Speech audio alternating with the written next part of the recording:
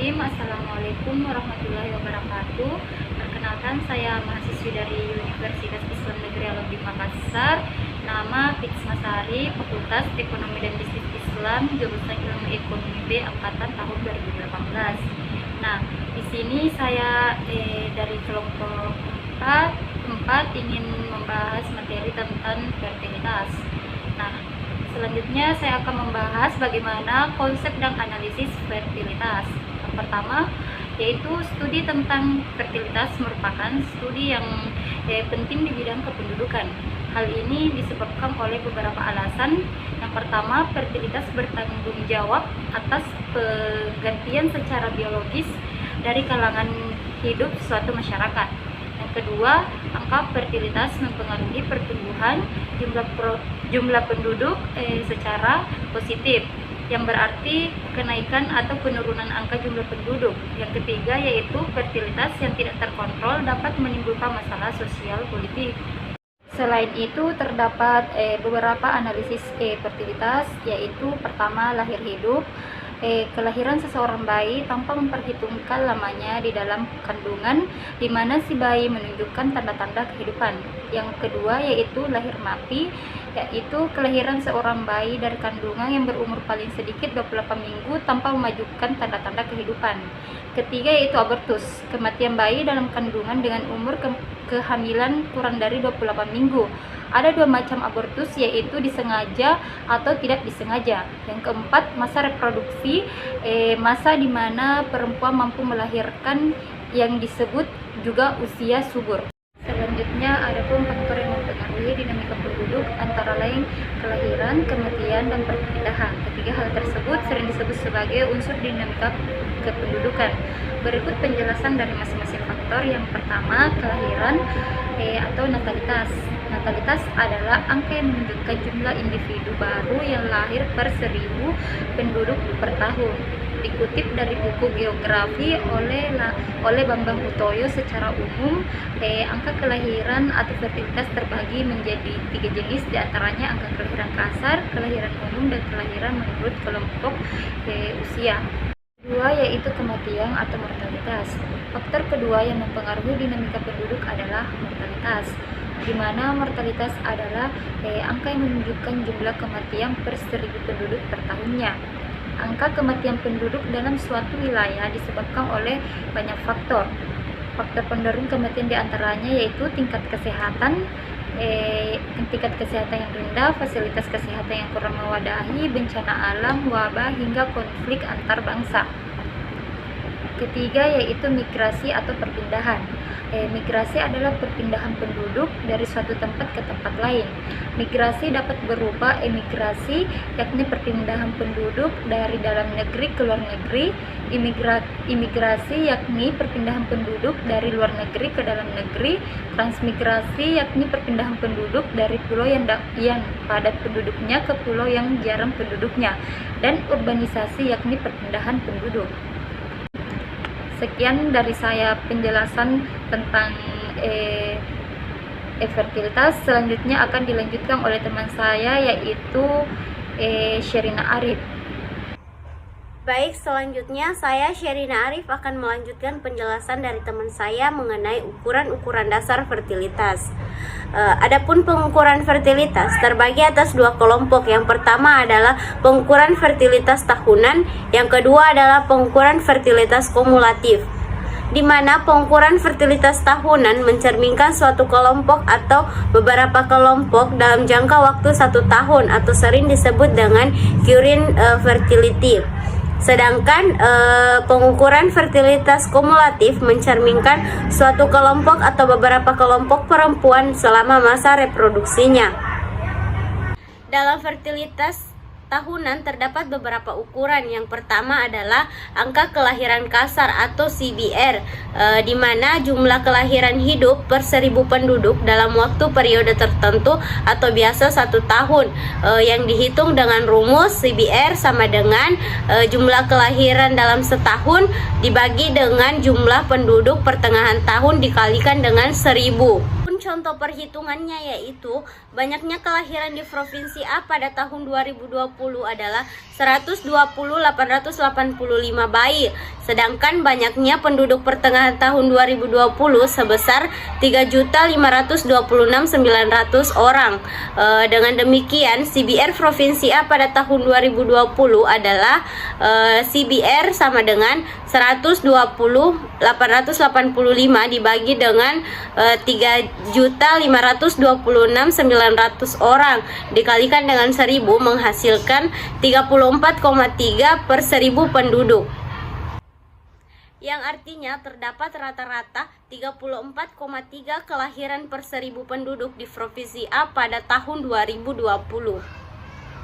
Yang kedua adalah angka fertilitas umum atau GFR, di mana jumlah kelahiran per 1000 perempuan pada usia reproduksi dalam waktu tertentu dapat dihitung dengan rumus GFR sama dengan jumlah kelahiran dibagi dengan jumlah penduduk perempuan usia 15 sampai 49 tahun dikalikan dengan 1000.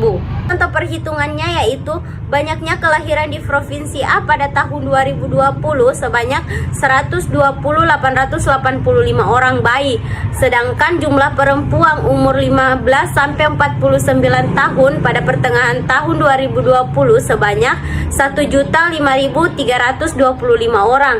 Dengan demikian, GFR Provinsi A pada tahun 2020 yaitu GFR sama dengan 120.885 dibagi dengan 1.005.325 orang dikalikan dengan 1000 menghasilkan 120,2 per 1000 penduduk pada usia 15 sampai 49 tahun. Yang ketiga adalah angka kelahiran menurut umur atau ASVR, di mana jumlah kelahiran per 1000 perempuan menurut kelompok umur dalam usia reproduksi pada tahun periode tertentu dihitung dengan rumus ASVRI sama dengan jumlah kelahiran dalam kelompok umur I dalam 1 tahun dibagi dengan jumlah penduduk perempuan pertengahan tahun kelompok I dikalikan dengan 1000. Adalah angka fertilitas total atau TFR, di mana yaitu rata-rata jumlah anak yang dilahirkan oleh seorang perempuan selama masa reproduksinya. Jika perempuan tersebut mengikuti angka fertilitas pada tahun yang bersangkutan, jadi TFR merupakan jumlah ASVR dengan catatan bahwa umur dinyatakan 1 tahun. Dapat dihitung dengan rumus TFR sama dengan 5 sigma ASVRI, di mana ASVR adalah angka kelahiran menurut kelompok umur dan I adalah kelompok umur 5 tahun dimulai dari 15 sampai 49 tahun. Adapun contoh perhitungannya yaitu TFR sama dengan 5 dikali angka kelahiran menurut kelompok umur, di mana angka kelahiran menurut kelompok umur berjumlah 771 orang. Jadi 5 dikali 771 menghasilkan 3.855 per 1000 orang perempuan usia 15 sampai 49 tahun atau rata-rata 3,9 orang anak yang dilahirkan pada usia 15 sampai 49 tahun. Selanjutnya yang kelima adalah angka lahir hidup, di mana Children Ever Born atau CHEP adalah jumlah anak yang pernah dilahirkan, mencerminkan banyaknya kelahiran sekelompok atau beberapa wanita selama reproduksinya. Ini juga disebut dengan paritas. Adapun kelebihan dari perhitungan CHEP ini dapat memudahkan informasinya di sensus dan di survei dan tidak ada referensi waktu. Rasio anak wanita atau CWR, di mana CWR adalah hubungan dalam bentuk rasio antara jumlah anak yang di bawah umur 5 tahun dan jumlah penduduk wanita usia reproduksi. Kebaikan dari perhitungan CWR ini adalah untuk mendapatkan data yang diperlukan, tidak usah membuat pertanyaan khusus. Tetapi kelemahan dari CWR ini ada 3. Yang pertama, langsung dipengaruhi oleh kekurangan pelaporan tentang anak yang sering terjadi di negara sedang berkembang. Baik, mungkin itu saja penjelasan dari saya. Selanjutnya akan dilanjutkan oleh rekan saya. Baik, materi selanjutnya yaitu ukuran reproduksi, di mana ukuran reproduksi ada 2. Pertama, angka reproduksi bruto atau gross reproduction rate, di mana adalah rata-rata jumlah anak perempuan yang dilahirkan oleh seorang perempuan selama hayatnya dengan mengikuti pola fertilitas dan mortalitas yang sama seperti ibunya. GRR ini dapat dihitung dengan dua cara. Pertama, jika diasumsikan rasio jenis kelamin atau seks rasio pada saat dilahirkan dari bayi yang dilahirkan oleh tiap kelompok usia adalah sama, maka rumusnya adalah GRR sama dengan 100/100 tambah SR0 dikali TFR, di mana SR0 adalah seks rasio pada saat lahir. Kedua, jika diketahui banyaknya bayi perempuan untuk masing-masing kelompok usia ibu, maka rumusnya yaitu GRR sama dengan 5 sigma ASFR FI, di mana ASFR FI sama dengan ASFR yang dihitung hanya untuk kelahiran bayi perempuan pada kelompok umur reproduksi. Ukuran reproduksi yang kedua yaitu angka reproduksi neto atau net reproduction rate, di mana NRR adalah jumlah kelahiran bayi perempuan oleh 1000 wanita yang telah memperhitungkan kemungkinan si bayi wanita tersebut meninggal sebelum mengakhiri masa reproduksinya. Baik, kemudian ada pun faktor-faktor yang mempengaruhi tingkat fertilitas. Yang pertama itu dari pendekatan sosial. Menurut Kingsley Davis dan Judith Black dalam bukunya yaitu Social Structure and Fertility, an Analytic Framework 1956. Mereka mengatakan bahwa salah satu pendekatan ilmu sosial tentang faktor-faktor yang mempengaruhi fertilitas adalah pendekatan variabel antara atau biasa disebut dengan intermediate variables. Nah, variabel antara adalah variabel yang secara langsung mempengaruhi fertilitas dan dipengaruhi oleh variabel-variabel tidak langsung seperti faktor-faktor sosial, ekonomi, dan budaya. Adapun terdapat 3 tahap penting dalam proses kelahiran, yaitu tahap hubungan kelamin atau intercourse, tahap pembuahan atau conception, dan tahap kehamilan atau gestation. Nah, ketiga tahapan ini sangat dipengaruhi oleh kondisi sosial, ekonomi, dan budaya di mana perempuan dan masyarakat tersebut tinggal. Ketiga tahapan ini disebut dengan variabel antara. Adapun 11 variabel antara yang mempengaruhi fertilitas yang kemudian dikelompokkan menjadi 3 tahap reproduksi. Pertama, faktor yang mempengaruhi hubungan seksual atau intercourse variables. Ini terbagi lagi menjadi 2, yaitu pertama, faktor yang mempengaruhi tidak terjadinya hubungan seksual, meliputi pertama usia saat memulai hubungan seksual atau memasuki perkawinan. Kedua, selibat permanen, yakni proporsi perempuan yang tidak pernah melakukan hubungan seksual seumur hidupnya. Ketiga, periode reproduktif pada saat dan sesudah perkawinan. Contohnya itu perpisahan karena perceraian dan perpisahan karena suami meninggal.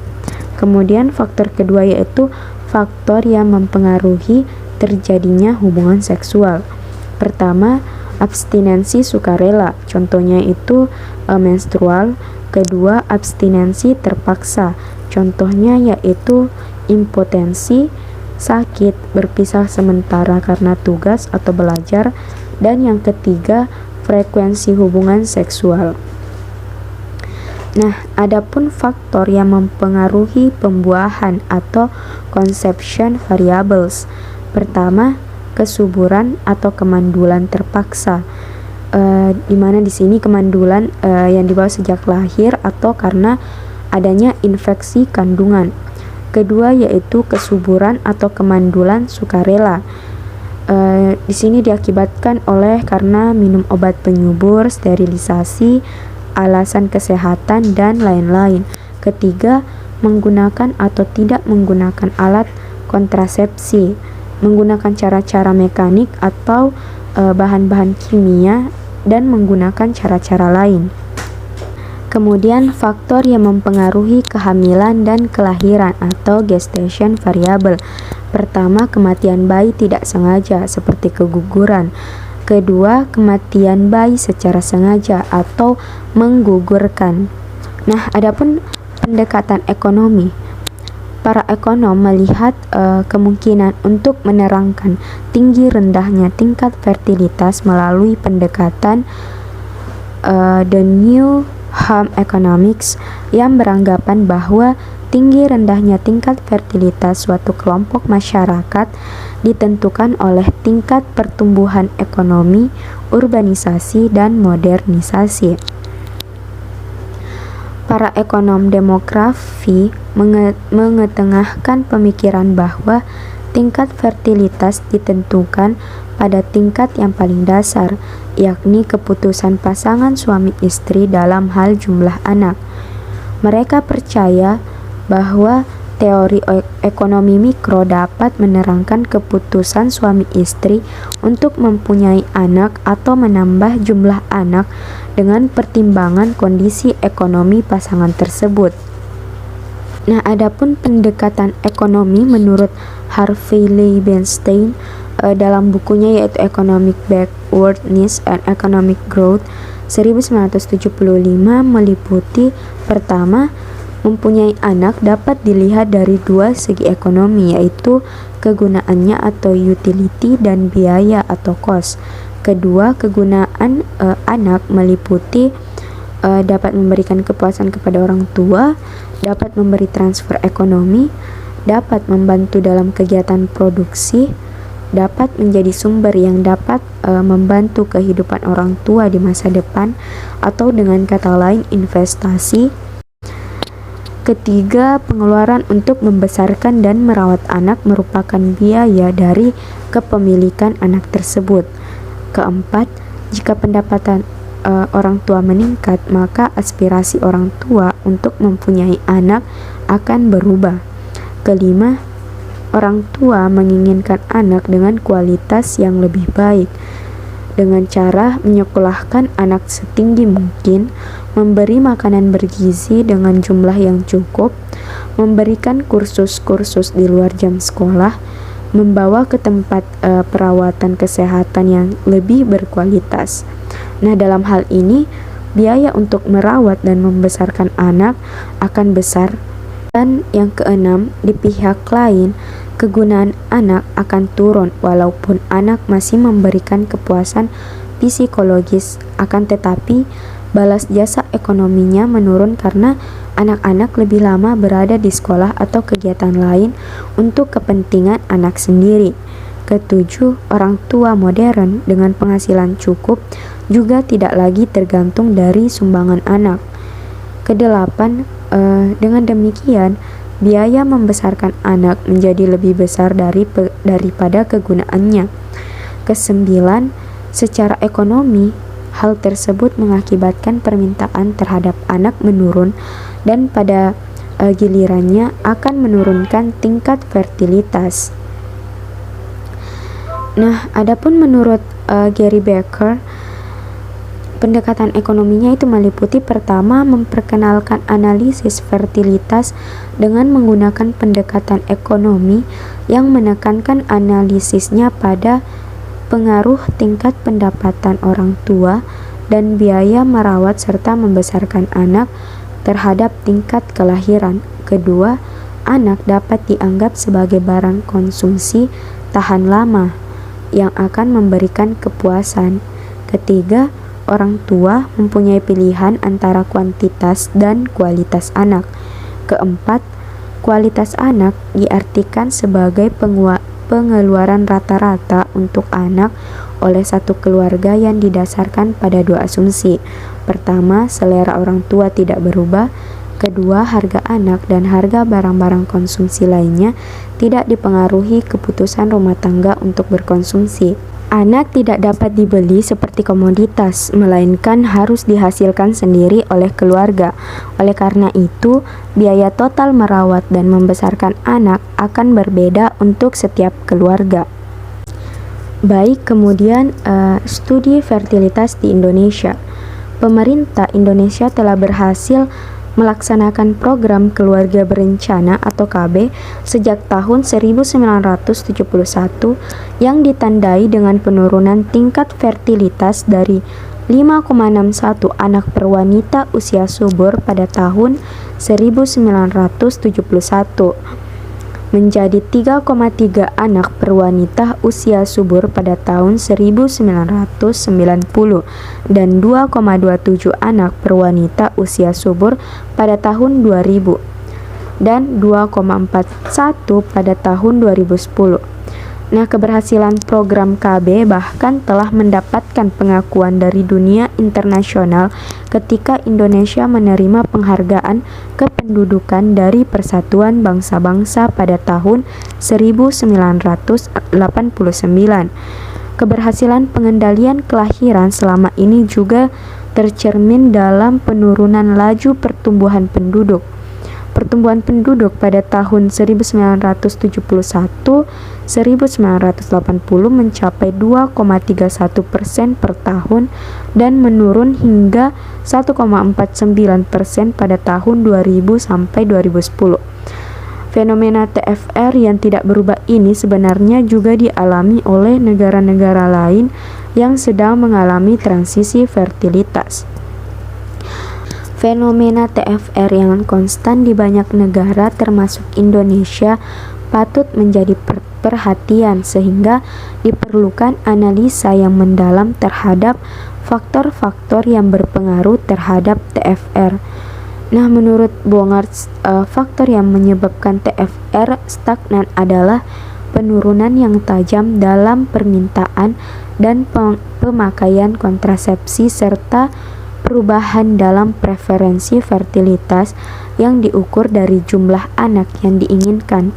Hasil survei penduduk 2010 di mana pada salah satu babnya membahas mengenai analisis fertilitas. Hasil survei penduduk 2010 menunjukkan bahwa dari hasil analisis deskriptif dan inferensial, faktor-faktor yang berpengaruh terhadap penurunan angka fertilitas di Indonesia meliputi yaitu pertama, umur kawin pertama, kedua, peningkatan pendidikan perempuan, ketiga, partisipasi perempuan dalam pasar kerja, keempat, lingkungan tempat seseorang dibesarkan, dan kelima, sosial budaya dan bias gender. Nah, mungkin itu saja yang bisa kami sampaikan. Lebih dan kurangnya mohon dimaafkan. Assalamualaikum warahmatullahi wabarakatuh.